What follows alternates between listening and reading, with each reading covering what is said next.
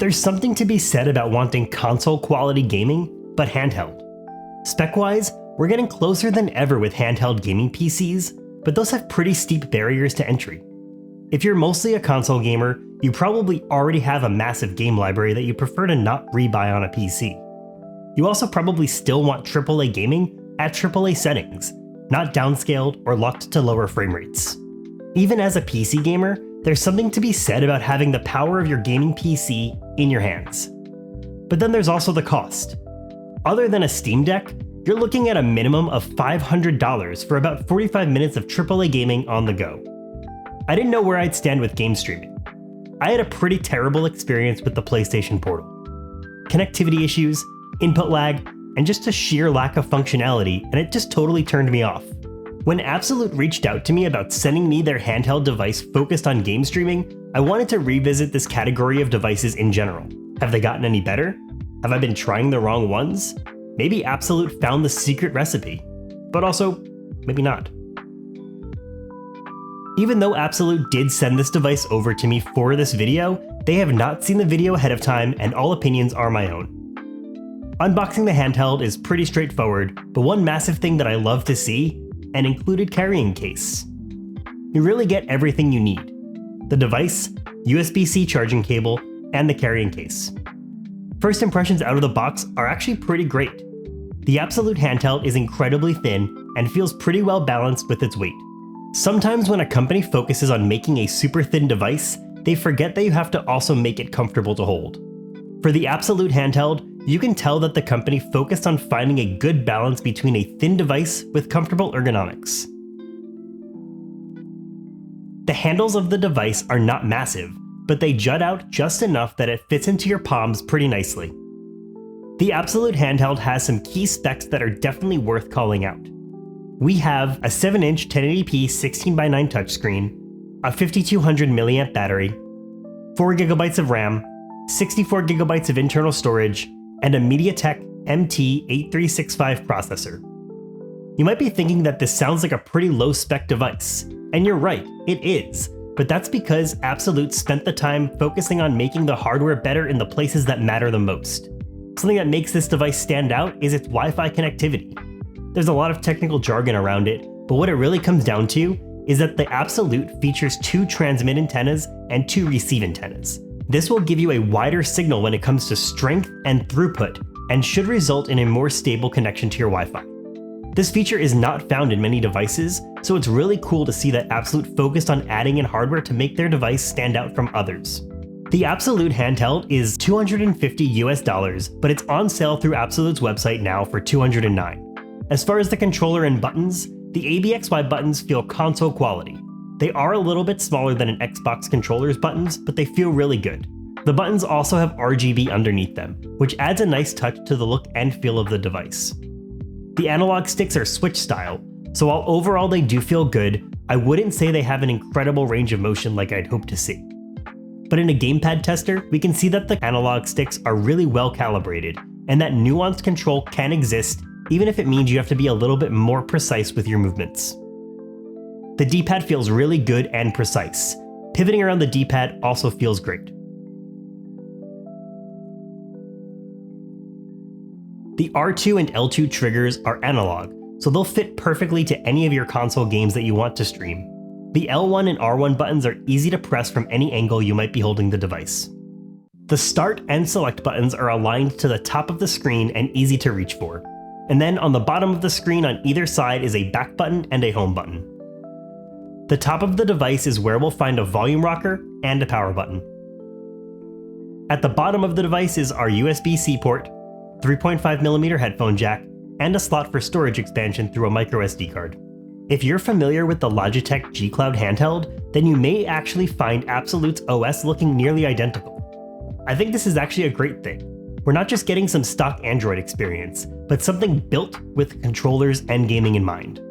We also have full access to the Google Play Store, so we'll be checking out some games from there in a bit too. Right from the start, abxylute guides us to game streaming options through their abxylute Essentials app shortcut. This is just a dashboard that links out to Google Play Store downloads, but either way, it's great that it gives someone new to game streaming a place to start. A unique approach with this custom launcher experience is the fact that it's extremely memory conscious. Anytime you open an app, then try to open up another, it will give you a reminder that it's going to quit out of the previous app to open the next one. Sometimes this is to a fault, but I get the sentiment. On a low-spec device, you have to really make sure Android isn't eating away at precious memory or processing power. You could choose to turn this feature off entirely, but I didn't see any quick way to have an allow list for apps that are allowed in the background only sometimes. The other great thing about this launcher is that it's exactly that, just a well-integrated launcher. This means that we have an escape hatch to the regular stock Android home screen experience. If you go into Settings and then Device Information, there's an option to switch to tablet mode. Here, you'll get a more familiar experience and with multitasking enabled. You can easily switch back by tapping on the Handheld Mode app. In Handheld Mode, we do have access to some specific settings for the device. First is the ABXY button's backlight color. You can turn this off entirely or easily change from a predetermined list of colors. The Handheld Mode settings also has its own system updates. The release notes are pretty extensive, so you have context and know what to expect after an upgrade. The system update process itself is pretty straightforward, and you can even opt in for automatic updates. So since this is a dedicated streaming device, we're going to look at gaming from a few specific categories. We'll start with console remote play, then focus on PC game streaming, and then finally look at cloud streaming services. Since this is an Android device after all, we'll also take a look at some on-device Android gaming and then see how far we can push the Absolute handheld with emulation. It's also worth noting that your gaming experience here is going to depend on the speed of your network connection. In my case, I do have a decently fast internet connection, but nothing crazy. I'm also connecting to most of my consoles and my PC over Wi-Fi, and that's definitely going to have an impact compared to having them connected directly through Ethernet. In general, I get around 300 megabits per second both on my upload and download speed, even over Wi-Fi. So if you have around this speed as well, this should be a good demonstration of what you can expect. Console streaming requires a bit of setup on your end, especially for PlayStation since Sony is a bit restrictive and only allows remote play on their official app when it's connected to a DualSense controller. Luckily, there are third-party apps that work just as well after you get things set up. There are a few options that we'll take a look at. The first is PX Play. You can get it from the Google Play Store for $6.50. The other option is Chiaki. This one is actually free and entirely open source. The PX Play app is really easy to set up, and everything you need to do is well broken down and fully available in the app. Chiaki, on the other hand, does have a very well documented process, but you need to go to a separate website to get your PSN account's unique ID and then paste it back into Chiaki. Whichever one you decide to go with, it's just a few steps, and after that, you'll be able to seamlessly connect to your PlayStation from that point forward. The overall streaming experience will vary wildly, since this is really mostly dependent on your local network connection. For me, there were times that the games would look really crisp, but other times, the streaming quality would dip to be so low it would make the game unplayable. The overall streaming experience will vary wildly, since this is really mostly dependent on your local network connection. For me, there were times that the games would look really crisp, and streaming quality overall would be fantastic, but then like a moment later, they would dip so low it would make the game unplayable. That various back and forth between fully playable and fully not playable was like a little bit too much to really just make me just dive into game streaming on my remote play and really feel like I even could forget that I was remote playing at all. For Xbox Remote Play, their official app is much less picky. You can just start up the app, add your console, and you should be able to start gaming. For some reason though, the Xbox app just wouldn't connect to my console though. I'll chalk this up to a Microsoft problem.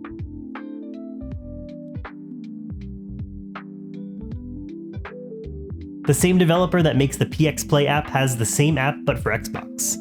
I was really impressed with how easily it connects to the console and you're ready to play. It's crazy that it worked better than the official app.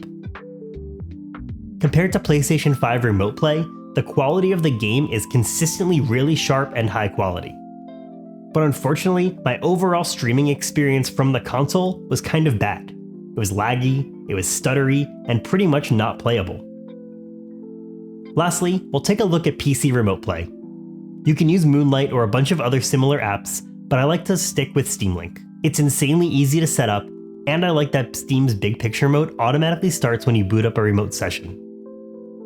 My PC is closer to my router, so that might be something to consider, but in general, PC remote play was actually pretty great. There's definitely times where you might see a dip in quality, but in general, connectivity was super stable and has really great picture quality. Performance-wise, you'll find that your games will perform just as well as they would on the PC itself. You can of course change the graphical fidelity, and the better your graphics card, the better the game will look even while streaming. Spider-Man was incredibly smooth and felt really natural on the Absolute handheld. Same with Call of Duty Black Ops 3 Zombies, because I'm super psyched for zombies in Black Ops 6. Xbox Game Pass in the cloud is usually my go-to game streaming option. I usually have a pretty stable connection, and on the Absolute handheld, that's reaffirmed. The quality of the stream is really fantastic, and I can't really see any noticeable input lag either. I played a full game of Madden and it looked really great. There are moments that I even completely forgot that I was playing on the cloud at all. I also gave NVIDIA's GeForce Now a try. I was really impressed to see that I could connect pretty much all of my launcher accounts and have a unified experience here, and just the sheer number of games that are available on their cloud is incredible. I'm giving the free plan a try here, so there is a whole queue that you have to wait in, and that queue is also packed with ads. I did sometimes have a bit of a hit or miss experience when choosing games though. Star Wars Outlaws kept wanting me to restart Ubisoft Connect, so I was never really able to actually get into a game through GeForce Now. But I could chalk that up to just Ubisoft Connect kinda sucks, so maybe they'll be able to fix it one day. When I launched Control, which I own through Steam, it worked flawlessly. I'm not really sure why the app was reporting never hitting above 27 FPS, but the game itself renders at 239 FPS, even with all the settings totally maxed out. Even though it doesn't say it was hitting 30 FPS, it definitely felt like it was hitting at least that. It definitely wasn't 60 FPS smooth, but it had to have been at least 30. Gameplay is smooth, and my connection to the GeForce servers felt incredibly stable the entire time. Controls felt responsive, and the overall streaming quality looks really great. For Android gaming, I focused on more casual games. With Balattro's recent mobile release, it seemed like the perfect pairing with this lower spec device. The game unfortunately was a little bit chunky, and definitely nowhere near as smooth as even on a Switch, but considering it's a card-based game, it's definitely fully playable and just as addicting as ever. I thought Stardew Valley might be a good fit for this device, but for some reason I just couldn't get a game started. The touchscreen was disabled, and navigation was super wonky, so I just wasn't able to start the game. A game that I did have a really good experience with was Vampire Survivors. I'd never played it before, and now I fully understand the addicting nature of the game. And yeah, best of all, it performs really well on the Absolute handheld. When it comes to emulation, while we do have a nice and big screen to work with, we do need to consider that we are on a lower spec device. So starting at the beginning, we can expect NES to run perfectly fine. Super Nintendo even passes the Yoshi's Island test, but you do need to make sure that you're using the right core through RetroArch. At first, I used BSNES, but the performance was pretty terrible. Once I switched over to SNES 9X, it ran really well. Game Boy and Game Boy Color play well, and they look really good on this large screen. I also really liked playing Game Boy Advance just because you could take advantage of that 1080p screen and just get a really big blown up version of Game Boy Advance games.